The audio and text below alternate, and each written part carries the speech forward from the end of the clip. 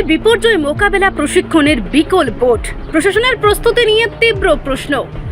বিপর্যয় মোকাবেলায় প্রশাসনের প্রস্তুতি কতটা কার্যকর তা নিয়ে ফের বড়সড় প্রশ্ন উঠল তেলিয়ামুড়া মহকুমায়। উদ্ধার কাজে ব্যবহৃত যন্ত্রপাতি বিকল হয়ে পড়ার ঘটনায় অতীতের এক মর্মান্তিক দুর্ঘটনার স্মৃতি আবারও সামনে এসেছে।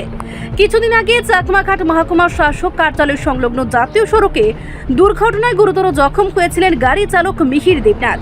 দীর্ঘ সময় উদ্ধার কাজ চললেও বিপর্যয় মোকাবেলা যন্ত্রপাতি বিকল থাকায় তাকে জীবিত উদ্ধার করা সম্ভব হয়নি। শেষ পর্যন্ত ঘটনাস্থলেই মৃত্যু হয় তার। সেই ঘটনার জেরে তৎকালীন মহকুমা শাসক পরিমল মজুমদারকে বরখাস্ত করা হয়েছিল।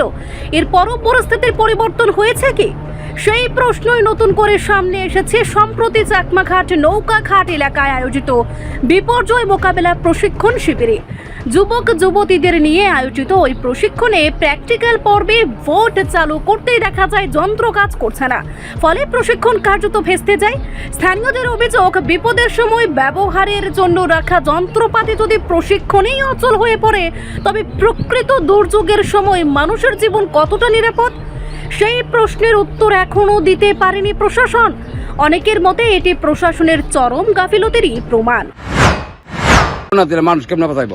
কি এটা কি এটি বোট মানুষ তারা তো মানুষকে সুরক্ষা করতো, মানুষ বাঁচাইতো। ওইটা এখন স্টার্ট হইতে না ইঞ্জিন। এটা কোন জায়গা? চাকমাঘাট। চাকমাঘাট কি নৌকাঘাট? নৌকাঘাট।